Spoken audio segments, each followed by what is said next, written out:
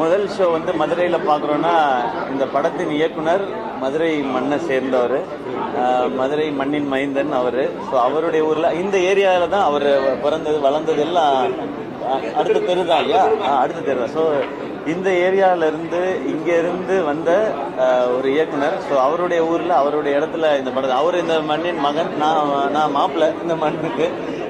So மதுரையில் இந்த படத்தை பார்க்கணுன்றதுக்காக தான் இங்கே வந்திருக்கிறோம். ரொம்ப சூப்பராக இருந்தது. என்னென்னா சின்ன சின்ன இடங்களை கூட ரொம்ப அழகாக சிரித்து ரசிக்கிறாங்க. நல்ல எமோஷன்ஸும் இருக்குது.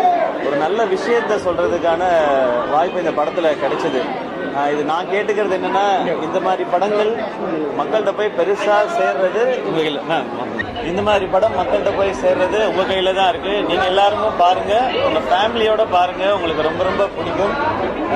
நீங்கள் இதை கொண்டு போய் எவ்வளோ பேர்கிட்ட சேர்க்க முடியுமோ சேருங்க. இது ரொம்ப திருப்தியான படமாக இருக்குன்னு பார்க்குற எல்லாருமே சொல்கிறாங்க. இந்த பாராட்டு தான் இன்னும் பெரிய திருப்தி கொடுக்குது. ரொம்ப இதுக்கப்புறம் இந்த நிகழ்வுக்கு அப்புறம் நான் பின்னாடி இருந்துக்கிறேன், இவங்க எல்லாரும் தான் முன்னாடி இருக்கணும். அவங்க தான் தாய் கிழவின்றது ஆதி பெண் தெய்வத்தை குறிக்கும் அப்படிங்கிறது தான். ஒரு வீட்டுக்கு ஒரு பெண் எவ்வளவு முக்கியம், அவங்க எப்படி தெய்வத்துக்கு சமமா அந்த குடும்பத்தையே நிலைநிறுத்துறாங்கன்றதை குறிக்கிற விதமா தான் தாய் கிழவி வச்சு. மோஸ்ட் ஆஃப் ஸ்டூடெண்ட்ஸ் வந்து நிறைய கொஸ்டின் கேட்குறீங்க. அண்ணா ரஷ்யாவில் கிளைமேட் எப்படி இருக்கு, ரஷ்யாவில் வந்து எம்பிபிஎஸ் படிக்கணும்னா எப்படி அட்மிஷன் வாங்குறது? இது எனக்கு எல்லாரும் கொடுத்த வாய்ப்பு, அதை பகிர்ந்துக்கணும்னு நினைக்கிறேன். இந்த இடத்தையும் இந்த வெளிச்சத்தையும்.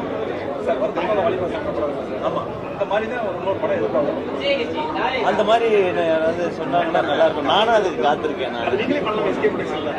நான் ப்ரொடக்ஷனா பண்றது கிட்ட கதை எழுதணும்.